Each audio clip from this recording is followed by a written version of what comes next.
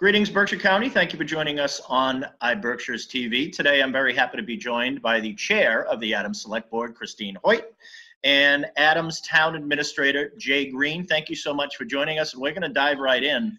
Everything is a challenge. We all know everything is a challenge. We say this ad nauseum.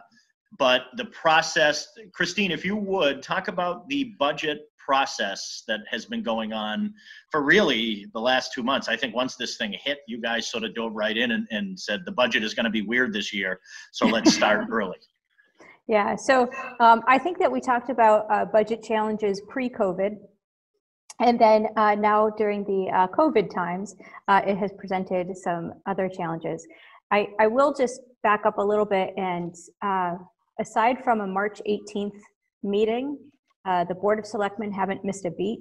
March 18th was pretty early in all of the social distancing guidelines and the restrictions on how many people in the room. So we suspended our meeting that evening and just had an update to the community using community television. But since then, we haven't missed a meeting.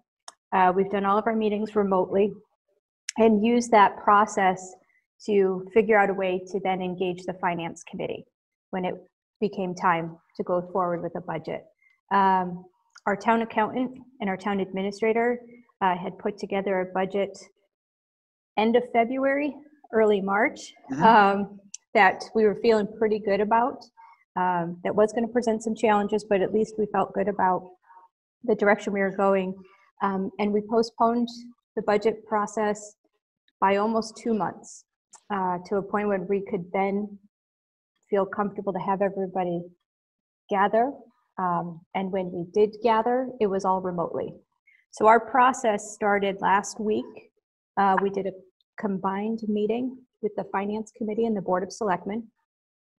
The only people present in person at Town Hall were the chairs of those two boards. So Tim Burdick is chair of the Finance Committee, and myself with the staff that were presenting their budgets. We're in the room. Everybody else, all of the members of the Board of Selectmen and all members of the Finance Committee called in to those meetings, and I can't say thank you enough to all of them for their flexibility and their patience, because that is not something that a lot of us are used to, but they handled it very well. They came prepared to all 4 meetings with questions. They stayed on for the near 3-hour meetings, or 4 sessions, so 12 hours of meetings. And they were great. What we've also been able to do is make sure that our process is open to the public. So we did have members of the public who called in, not only to Board of Selectmen meetings since March, but throughout the budget process. And some people sent me comments and questions while we were in the session, but it felt good that we had a process that was very public and engaging. Yeah, I've been to a couple of them, I think 2 of them maybe on behalf of iBerkshires, and everyone is dealing with the same stuff, but as far as the hurdles that you guys have jumped through, I think they've been handled incredibly well. And I think it says a lot that Adams missed maybe 1/8 of 1 beat as far as civic government goes, but it's been chugging right along, and it is important. There are 351 there are mayors and town administrators and town managers right now who've been on the edge of their seat for a long time. And Jay, this will go to you. Have you heard anything regarding the all-important cherry sheets, how local aid is going to be? Have you heard anything at all from Adam Hines or John Barrett or anything in the meetings that you've been attending? Sure, that's probably the big jackpot question right now, and if anyone could answer that, they would probably be well rewarded. It's been very difficult because, for those of you who may not know, our budgeting is based off of our cherry sheet, which is based on the color of the sheet that it used to be published on, which is what local aid we get among other state government pass-throughs. We also build our budget based on local receipts or revenues. But that local aid number, which for Adams is about $2.5 million, is really important. That's a cornerstone of trying to build our expenditures for the next fiscal year. So the answer is no, we don't. We've been on multiple conference calls through the Mass Municipal Association, Department of Revenue, Division of Local Services, and Department of Administration and Finance. And the state staff is just as frustrated as we are. And speaking with our elected delegation, I know that they too wish that they could give us a figure. So what does that do for us? The answer is no, we don't know what it is. If we were to cut our budget now, and if you're reading the Eagle and other articles on iBerkshires, other news outlets, you'll see that the South, particularly the South County towns in particular, have moved forward with either a formal fiscal 21 budget like we are, but have already made cuts. Or alternatively, it leaves the municipality with the choice of moving ahead with what's called a 1/12 budget. That is a month-to-month budget with no expenditures, 1/12 more than the previous month. So what we have to do is figure out what's the best path forward for each community's fiscal sense. What is our fiscal standing? Adams is incredibly stable and we're secure, but we don't have a lot of room in our budget. We're, for lack of a better term, we're lean and we're mean. So if we were to cut now on just an assumption of what that local aid number would be reduced by, it will have an effect on the services that we deliver. So we feel it's best to move forward with a fiscal 21 budget based on the original estimates that came out in January that we know right out of the gate are going to be reduced. And then we wait until we actually have good data and numbers to work on, and then conservatively reduce and cut the budget from there in a surgical fashion. What we don't want to do is go in and just figure, yeah, let's cut $500,000 out of the budget. If we do that for us and Adams, that's a pretty significant hit for any department that we have. So we want to be very meticulous about it, and we feel the best way to do that is wait. You know, if you look at 2008, 2009, I was Chief Administrative Officer in North Adams. We took about a 20% cut in local aid, among other areas. But on the backside of that, we had ERA. So we had all the infrastructure spending. We're also being prepared for that now. So this is a multi-front war against the unknown. And we're just trying to position ourselves to be ready, be nimble, and be flexible, and react accordingly. So I'll go back to Christine on this one, and I think anybody watching this, if you heard what Jay said,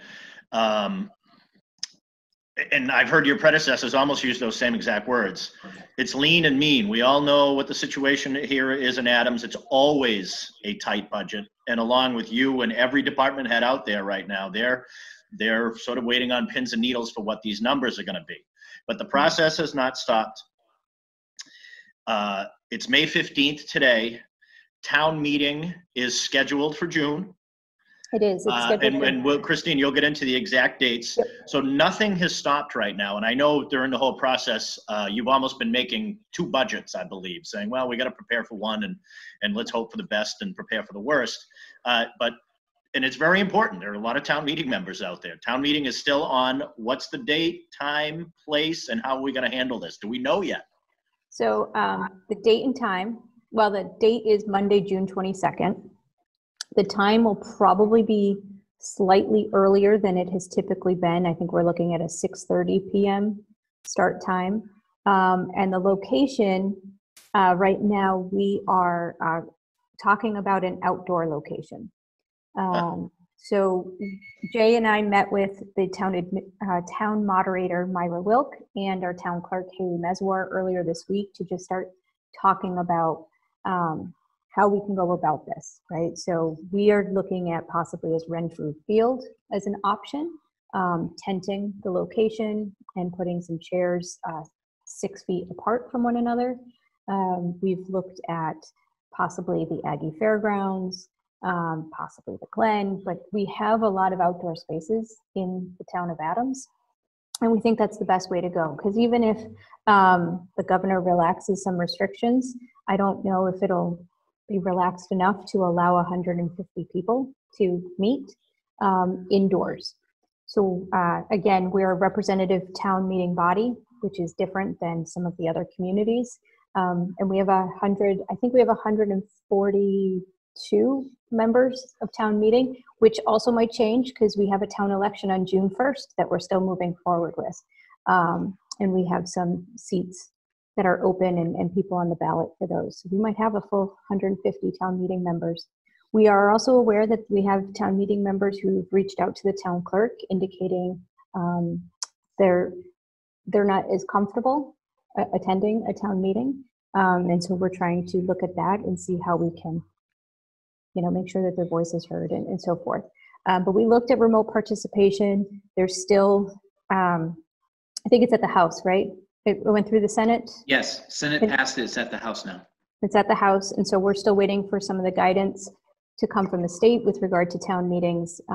But in the meantime, we're getting quotes for tents, chairs, and trying to go forward with an outdoor town meeting, because that's important for the budget process.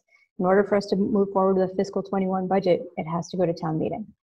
I'm looking forward to a lot of the creative ways that cities and towns across Massachusetts and New England, quite frankly, are going to hold town meetings. I think it's going to be awesome. It's going to be tough, and some might not work, and some might take a little while to straighten out, but I think it's going to be great. But if you heard what she said, iBerkshire viewers, it is still on for June 22nd. If you have questions, call the town clerk, I believe would be the way to do it, or call town hall. And right now we actually have it, the warrant is open and through Wednesday, May 20th. So if there are any citizen petitions that are hanging out there, that is the deadline. And I ran into Haley Meswar over the Walmart the other day, and she said it's been a little slow as far as people might not want to go to the town garage to vote, et cetera, but you call up the town clerk's office, you can get an absentee ballot or an early voting ballot. And I've been trying to spread the word around town. And let's move through the next few things quickly. Let's stay with you, Christine. Memorial Day. I know the American Legion has been working hard. You guys have been working hard. Any news on Memorial Day? No parade, we know this. No. Right. Yeah. Not having a parade and not having a traditional ceremony was a very difficult decision because it's a very important day. And there's a lot of work that goes into that.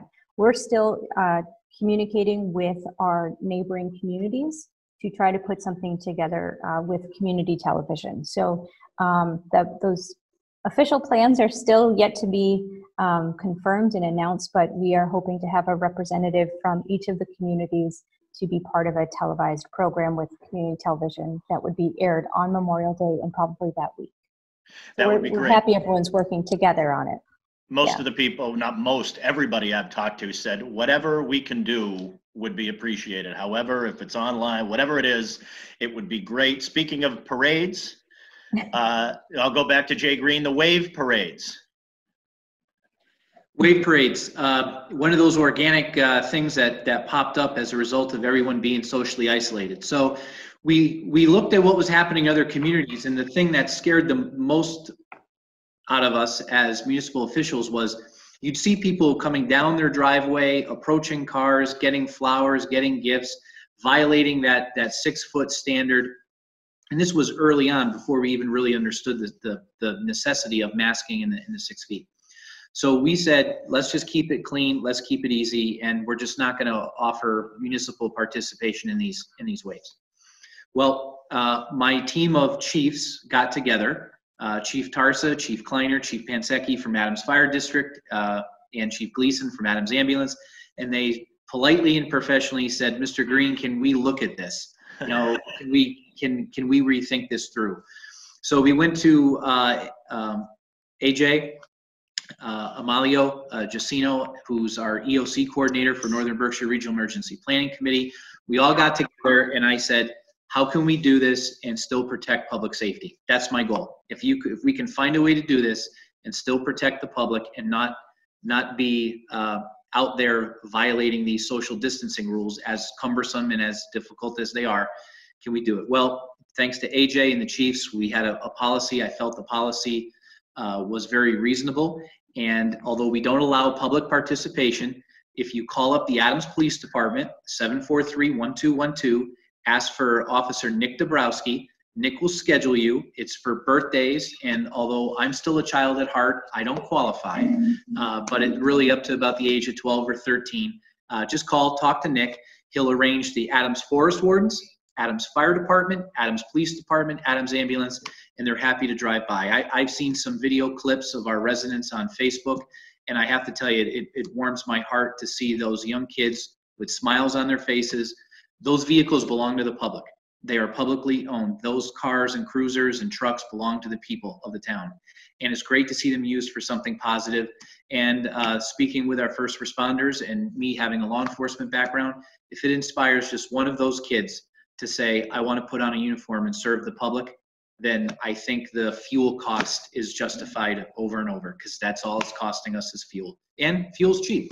So we're a conservative town, and that's a conservative decision, and I think it's a win-win. I think it's a great about face. It's departments working together and finding a sensible solution. And real quick, you said something, it was about 6 weeks ago, I think. Adams is open for business in the sense that if you're looking to do a project in Adams, we're ready. We are. Jerry Garner, our building commissioner, and Mark Blaisdell, our health inspector. We haven't stopped accepting building permits. I don't even think we've rejected any or denied any.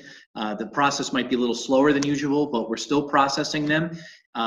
Construction sites are still operating. We're still moving forward. I think Jerry told me the other day we have 3 or 4 new houses under construction. We have a couple of additions. We have one potential business that's in the process of winding up. We're still open for business. We're still processing those. And as folks know, that is a revenue source for the town, are these permit fees. So for us, for Adams, it's important to expand new growth. New growth helps keeps the tax rate down, and we're open for business. And that's been a mantra we've had now for a while, at least since I've been here. So if you're a contractor, you're sitting at home and you're not able to work in these other communities and not sure what the environment is, if you've got work in Adams, call us up, call up Jerry. He'll visit the site. He'll go over a very fast health and safety plan to comply with state law and health regulations. And he visits the sites, and we've had no issues. And I like to thank everyone for their compliance with that, because really with their cooperation, we've kept Adams in business. So I'll just recap. If I get anything wrong, feel free to jump in. June 1st, election is still on. Get in touch with the town clerk if you'd like an early ballot. June 22nd is town meeting. That is still a go as of now. I think the best way would probably be to just pay attention to the town website, certainly. Memorial Day parade obviously is not going to happen again. I would probably pay attention to the town website. And call Officer Nick Dabrowski if you're interested in doing something with a wave parade. And Adams is open for business. And as of now, again, we all understand, it's completely understandable. Funding is up in the air. We just don't know right now. But we have to know soon. We have to know within a month or so. Yep. Yeah, we're going to take it one day at a time, Jeff. That's the best that we can do. We've got 3 budgets.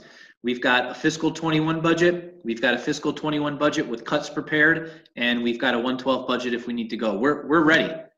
We're ready. Thank you, both of you and all of your colleagues, for all of your effort. Thank you for joining us on iBerkshiresTV. Anytime you want to come back, just let me know.